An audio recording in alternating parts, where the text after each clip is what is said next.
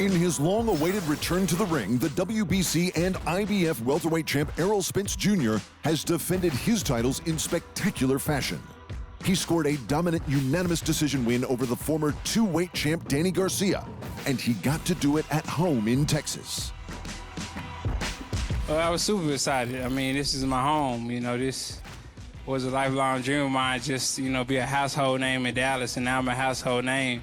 And, you know, I was just thankful to have, you know, fans here and family here and, you know, everybody support me. And I was smiling because it was a long road to come back. And it was a lot of, you know, sacrifice and, you know, just, you know, buckling down and staying focused and, you know, trials and tribulations to get to this point.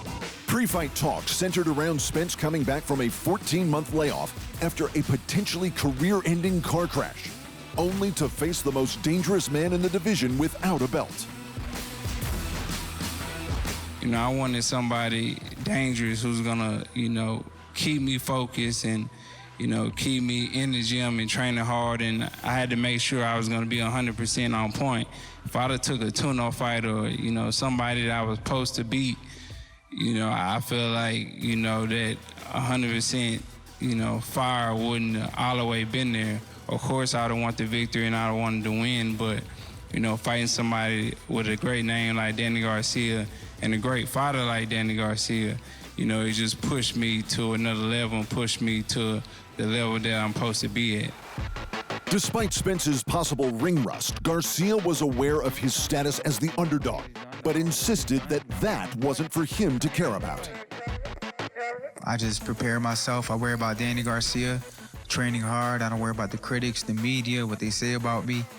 I know that I'm a great champion, I'm a great fighter, and that's why I'm here today. As great as Garcia is, Spence proved that he is on another level, basically winning the fight with a jab that Garcia simply couldn't overcome.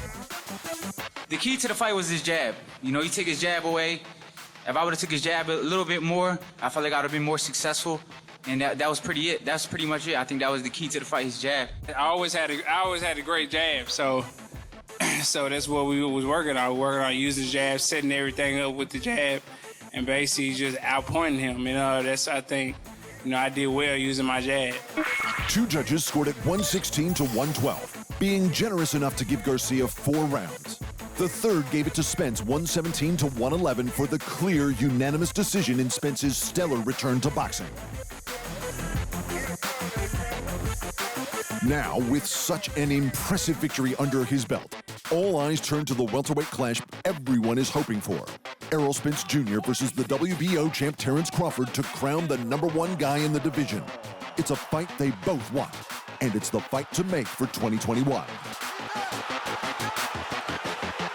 I'm here for a reason, and, you know, I basically proved that, you know, I'm back and I'm here to stay, and I'm the unified champion of the world. The fight not to make for 2021 is one we wished we'd never have to talk about. Retired boxing great Floyd Mayweather Jr. versus YouTube celebrity Logan Paul, as they both announced on their various social media accounts. Thank goodness it's just an exhibition, because it's hard to care less. The former 5-weight champ is one of the best to ever do it, while Paul lost his only fight in another internet personality's only fight. But seriously, who would even sanction a fight between the 43-year-old, 173-centimeter, 67-kilo Mayweather and the 25-year-old, 188-centimeter, 90-kilo Paul? And Billy Joe Saunders remains in the hunt for a mega-bucks payday after retaining the WBO super middleweight title with a crafty, unanimous decision over Martin Murray. The win keeps him in the conversation for an impending showdown with Canelo Alvarez. Early in 2020, the undefeated Saunders was rumored to be next in line for the most sought-after bout in boxing until the pandemic hit. But now, the 4-division champ Canelo is signed on to next face the WBA super middleweight champion Callum Smith this December 19, with the winner possibly fighting Saunders to unify.